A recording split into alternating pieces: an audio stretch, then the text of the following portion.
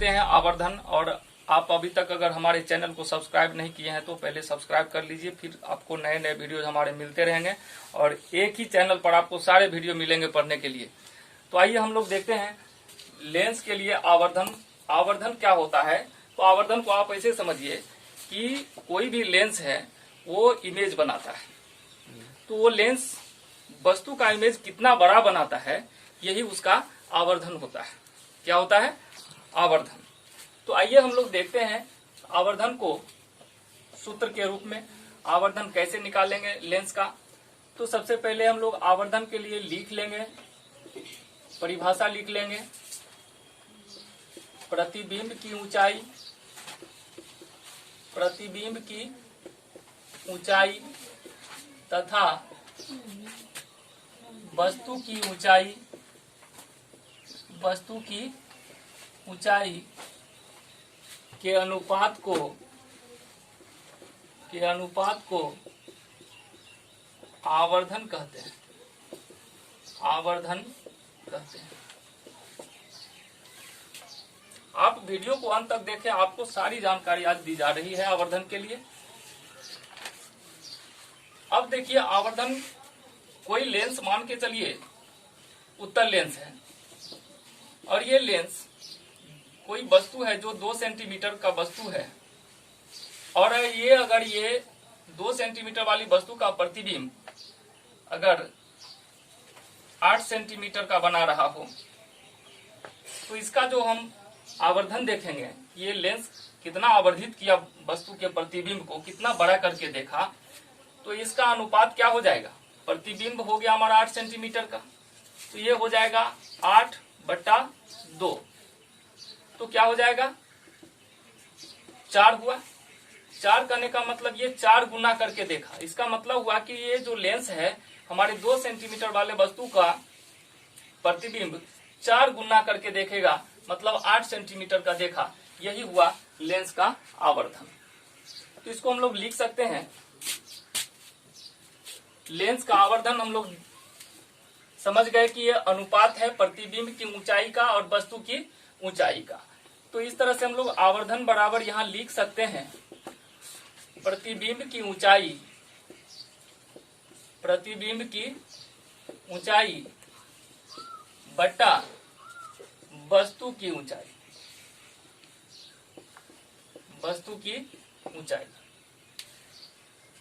इसी को हम संकेत में लिख सकते हैं। आवर्धन को हम लोग लिखते हैं m और प्रतिबिंब की ऊंचाई, प्रतिबिंब की ऊंचाई है तो ऊंचाई यहाँ पर 2 ऊंचाई है हमारे पास, एक प्रतिबिंब की और दूसरा वस्तु की। तो पहले हम लोग वस्तु रखते हैं फिर प्रतिबिंब बनता है। तो यहाँ प्रतिबिंब के लिए हम लोग H2 रखते हैं और वस्तु के लिए H1 रखते हैं। तो इस तरह से हम लोग आवर्धन बराबर H2/H1 लिखते हैं। और इसका आवर्धन का कोई मात्रक नहीं होगा, आवर्धन का कोई मात्रक नहीं होता है। अब आप कहेंगे मात्रक क्यों नहीं होता है? तो मात्रक इसलिए नहीं होता है, ये दोनों अनुपात है और ये लंबाई का अनुपात है, ऊंचाई का अनुपात है। तो अगर ये भी मीटर में ये भी मीटर में, तो ऊपर नीचे मीटर मीटर कटेगा तो फिर इसका मात्रक बचेगा ही नहीं। तो अनुपात का मात्रक नहीं होता है, इसलिए आवर्धन का कोई मात्रक नहीं होता है, क्योंकि यह एक अनुपात है, क्योंकि यह एक अनुपात है, क्योंकि यह एक अनुपात है। तो आइए अब हम इसके आगे देखते हैं आवर्धन के लिए व्यंजक। आवर्धन के लिए व्यंजक कैसे प्राप्त करेंगे? आवर्धन के लिए व्यंजक, तो आवर्धन के लिए व्यंजक हमको दोनों लेंस में प्राप्त करना होगा, उत्तल लेंस में भी और अवतल लेंस में भी। और दोनों लेंस में व्यंजक हमारा सेम ही आएगा। तो पहले हम लोग देख लेते हैं उत्तल लेंस में आवर्धन के लिए व्यंजक क्या होता है। तो आइए हम इसको एक फिगर ड्रॉ कर लेते हैं। ये एक हमारा, पहले हम इसको लेंस को बना लेते हैं।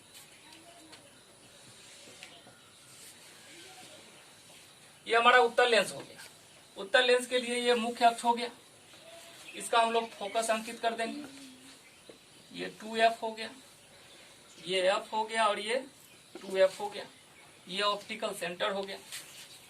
कोई वस्तु लेना है जिसको हम लोग प्रधान अक्ष के ऊपर रखते हैं और यहाँ पर रखते हैं, एक समांतर किरण अपवर्तन के बाद एफ से होकर गुजरेगी और एक ऑप्टिकल सेंटर से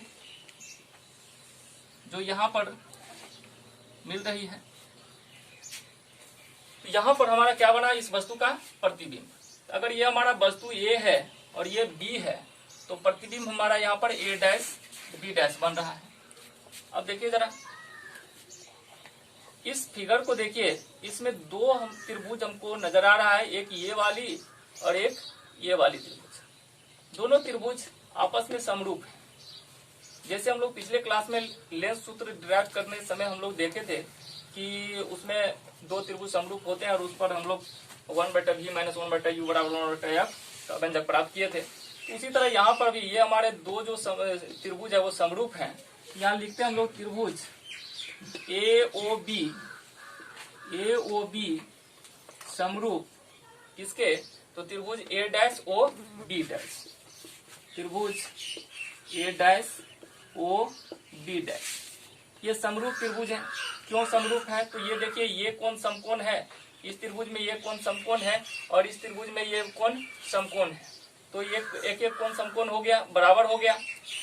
फिर ये कोण देखिए, ये कोण दोनों का कॉमन उभयनिष्ठ कोण है ना, तो ये दोनों कोण भी बराबर होंगे आपस में। ये शीर्षाभिमुख कोण है, सॉरी उभयनिष्ठ नहीं है, ये आमने सामने के कोण है और ये उभयनिष्ठ सॉरी शीर्षाभिमुख कोण है। तो शीर्षाभिमुख कोण युग्म भी आपस में बराबर होते हैं। तो इस दोनों त्रिभुज में दो दो कोण बराबर हुए, तो जिस त्रिभुज में दो कोण बराबर हो तो उसके तीसरे कोण भी बराबर होते हैं। तो इस स्थिति में ये दोनों त्रिभुज क्या होंगे, समरूप होंगे। तो इसको हम नहीं लिखते हुए हम सिर्फ इसका अनुपात लिखते हैं। तो जब त्रिभुज समरूप हो तो ऐसे स्थिति में जो त्रिभुज के संगत भुजा होते हैं उसके वो समानुपाती होते हैं, अर्थात उसके अनुपात क्या होंगे, बराबर होंगे। तो यहाँ पर हम लोग देखते हैं सबसे पहले ये इस भुजा का संगत भुजा ये है और इसका संगत ये आधार वाली भुजा का संगत भुजा ये आधार वाली हो गया। तो इस तरह से हम लोग संगत भुजा का अनुपात देखेंगे। तो यहाँ पर A डैश B डैश और बटा AB इक्वल टू क्या मिलेगा, तो ये आधार वाली भुजा A डैश O और OA, A डैश O और बट्टा OA। तो ये हमारा एक यहाँ से इक्वेशन मिल रहा है। अब आप इसका मान रख दीजिए। देखिए ये AO क्या है, तो ये प्रतिबिंब है यहाँ पर A डैश B डैश, ये प्रतिबिंब की दूरी है ऑप्टिकल सेंटर से ये। तो इसको हम लोग कह सकते हैं ये क्या हो गया, V, ये क्या हो गया V। और यहाँ से आप बाईं तरफ देखिए, ये जो O से A की दूरी है, यहाँ वस्तु रखे हुए हैं तो ये हमारा वस्तु दूरी हो जाएगा। तो इसको हम लोग कह सकते हैं U, क्या कहेंगे U। तो ये U हो गया। अब आइए इसका मान हम लोग पुट करते हैं, A डैश B डैश बटा AB बराबर A dash O। A dash O देखिए ऑप्टिकल सेंटर से दाईं ओर की दूरी है तो ये तो धनात्मक होगा, पॉजिटिव होगा, इसको हम लोग V लिखेंगे। अब बट्टा OA यहाँ U है और U को हम लोग क्या करें, निगेटिव लिखें या पॉजिटिव लिखें। तो आपको ध्यान देना है कि ये ऑप्टिकल सेंटर से बाईं ओर दूरी मापी जा रही है, ऑप्टिकल सेंटर से बाईं ओर आना पड़ेगा, तो इसलिए क्या होगा, माइनस होगा। ये माइनस हो गया। अब एक चीज और आपको ध्यान देना है, अब A डैश B डैश हमारा क्या है, यहाँ देखिए H2, इसको हम लोग मान लेते हैं, इसका ऊंचाई जो है इसका मान लेते हैं, प्रतिबिंब का H2 मान लेते हैं, वैसे पहले से हमारा माना हुआ है। और AB हमारा क्या है, H1 है। तो यहाँ देखिए प्रधान अक्ष के नीचे ऑप्टिकल सेंटर या प्रधान अक्ष से नीचे की जो दूरी मापेंगे वो क्या होगा, माइनस होता है। इसीलिए यहाँ प्रतिबिंब की ऊंचाई भी क्या हो जाएगा, हमारा प्रतिबिंब की ऊंचाई क्या हो जाएगा, H2, ये माइनस हो जाएगा। अब बट्टा ये जो वस्तु की ऊंचाई है हमारा क्या है, H1 है, ये हम H1 कर देते हैं, बराबर क्या हो जाएगा, V बट्टा माइनस U। तो अब देखिए दोनों तरफ माइनस है, माइनस माइनस कटेगा, तो ऐसे स्थिति में हमारा क्या हो जाएगा, H2 बट्टा H1 बराबर V बट्टा U, V बट्टा U हो जाएगा। और देखिए H2 बट्टा H1 बराबर हम लोग M लिखे थे पहले, M बराबर H2 बट्टा H1, तो यहाँ हम लोग लिख सकते हैं M बराबर V बट्टा U। तो इस तरह से हमारा क्या प्राप्त हुआ, एक व्यंजक प्राप्त हुआ जो ये आवर्धन का व्यंजक कहलाता है। और ये उत्तर लेंस के लिए हम लोगों ने देखा, तो ये उत्तर लेंस में m बराबर v बटा u प्राप्त किया हमने। और अब हम लोग अवतल लेंस में देखते हैं कि अवतल लेंस में ये आवर्धन के लिए व्यंजक क्या होगा। तो आइए हम देखते हैं अवतल लेंस के लिए आवर्धन का व्यंजक। तो पहले हम लोग अवतल लेंस बना लेते हैं।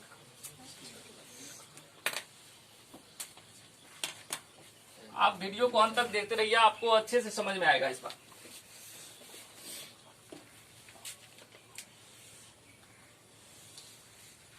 ये देखिए अवतल लेंस है, इसके लिए हम एक प्रधान अक्ष खींच देते हैं और हम वस्तु को मान के चलिए कि यहाँ लेंस के सामने यहाँ पर रख लेते हैं। यहाँ लेंस के सामने रख लीजिए। ये क्या करेगा, अपसरित करेगा, ये ऐसे निकलेगा, ये किरण प्रधान अक्ष के समांतर। तो आइए अब हम लोग देखते हैं आवर्धन अवतल लेंस के लिए। तो अभी भी आप अगर हमारे वीडियो को लाइक नहीं किए हैं तो एक लाइक कर दीजिए और देखिए आवर्धन के लिए व्यंजक। तो देखिए सबसे पहले हम यहाँ अवतल लेंस बना लिए हैं, अवतल लेंस में प्रतिबिंब भी बना लिए हैं। और प्रतिबिंब देखिए यहाँ पर अवतल लेंस के सामने बन रहा है, इसमें आभासी सीधा प्रतिबिंब बन रहा है और ये वस्तु से छोटा प्रतिबिंब बन रहा है अवतल लेंस के लिए। तो यहाँ पर भी हम लोग को एक त्रिभुज देखिए, एक बड़ा सा त्रिभुज ये दिख रहा है। यहाँ त्रिभुज लिख रहे हैं हम AOB, ये त्रिभुज AOB है। और एक छोटा त्रिभुज इसी के अंदर देखिए ये A डैश, यहाँ ये डैश OB डैश लिखिए, ये समरूप A डैश OB डैश। ये दोनों समरूप त्रिभुज के लिए हम लोग यहाँ क्या लेंगे, फिर देख रहे हैं समरूप त्रिभुज कैसे है, ये देख लीजिए एक बार। ये कोण और ये कोण देखिए समकोण है दोनों त्रिभुज में, तो एक कोण बराबर हो गया। फिर देखिए इस बड़ा त्रिभुज का भी कोण यही है और इस छोटा त्रिभुज का भी कोण यही है, मतलब ये दोनों के लिए उभयनिष्ठ कोण है, इसलिए दोनों के लिए कोण बराबर ही हुआ। तो ये तीसरा कोण भी आपस में बराबर होंगे, तो ये समरूप त्रिभुज हो गया। अब समरूप त्रिभुज है तो इसमें भुजा, संगत भुजा का अनुपात हम लोग लिखते हैं। यहाँ भी A डैश B डैश बट्टा क्या होगा AB इक्वल टू क्या लिखेंगे, आधार वाली भुजा। आधार वाली भुजा ये पहले जो है हम लोग किसके लिए लिखेंगे, ये छोटे वाले के लिए क्या है, ये OA डैश और बट्टा क्या हो जाएगा OA। अब देखिए क्या होगा, देखिए यहाँ पर ये हमारा A से O तक का जो दूरी है, ये वस्तु रखे हुए थे, वस्तु दूरी हो गया U हो गया। और यहाँ A डैश से ये क्या है V है, यहाँ प्रतिबिंब हमारा बन रहा है, तो ये हमारा V हो गया। तो ये देखिए अब मान पुट कर लेते सब तो ये क्या है यहाँ की ये AB है, इसका हम लोग क्या दूरी हम लोग ये ऊंचाई H1 और ये क्या हो जाएगा H2, ये H2 है। तो मान रखिए सबको A डैश B डैश क्या हो जाएगा H2, AB क्या हो जाएगा H1, OA डैश क्या हो जाएगा हमारा ये B। देखिए ऑप्टिकल सेंटर से बाईं ओर की दूरी माप रहे हैं तो क्या लिखेंगे -B। और OA ये भी ऑप्टिकल सेंटर के बाईं ओर है तो क्या हो जाएगा -U। तो देखिए यहाँ दोनों माइनस है तो माइनस माइनस कटेगा, तो H2 बट्टे H1 बराबर आया V बट्टा U और H2 बट्टा H1 क्या आता है हमारा ये आवर्धन M बराबर लिखे थे H2 बट्टा H1। इसके लिए हम लोग लिख सकते हैं, इसीलिए M बराबर V बट्टा U यहाँ ब्रैकेट में लिख लेंगे, चूंकि M बराबर H2 बट्टा H1। तो देखिए आपको दोनों लेंस के लिए मैग्निफिकेशन प्राप्त हो गया, आवर्धन प्राप्त हो गया क्या V बट्टा U। तो दोनों लेंस के लिए ये सेम होता है, चाहे वस्तु आभासी बने, सीधा बने या वस्तु उल्टा बने या वास्तविक बने, दोनों लेंस के लिए क्या होगा आवर्धन V बट्टा U होगा। दोनों लेंस के लिए आवर्धन क्या होगा V बट्टा U होगा। तो आइए एक बार हम यहाँ पर पुनः लेंस सूत्र से देखते हैं कि लेंस सूत्र से इसका आवर्धन क्या होगा। तो लेंस सूत्र आप जानते हैं 1 बट्टा V माइनस 1 बट्टा U बराबर 1 बट्टा F होता है। इसको हम क्या किए तो दोनों तरफ V से गुना कर दिए। दोनों तरफ V से गुना करने पर हमारा इस तरह से आया, इस तरह से आने पर V से V कटा तो 1 माइनस V बट्टा U बराबर V बट्टा F प्राप्त हुआ। अब इसको हम लोग इसको इधर ले गए, इसको इधर ले आए, तो 1 माइनस वी बटा एफ इक्वल टू वी बटा यू प्राप्त हुआ। अब वी बटा यू, अभी हम लोग व्यंजक प्राप्त किए थे आवर्धन के लिए एम बराबर वी बटा यू, तो अब वी बटा यू का मान हम एम रखे, तो एम बराबर क्या हो गया 1 माइनस वी बटा एफ, है ना, यहाँ लिख दिए हैं चूंकि एम बराबर वी बटा यू। तो देखिए लेंस सूत्र से जब हम लोग व्यंजक प्राप्त करेंगे तो हमारा व्यंजक ये आएगा 1 माइनस वी बटा एफ। तो चाहे ये सोचे, ये समझे, या फिर m बराबर v बटा यू रखें, दोनों में दोनों रखेंगे आप। तो हम समझते हैं कि आप बेहतर रूप से आज आवर्धन को समझे हैं, और आप अभी तक अगर लाइक नहीं किए हैं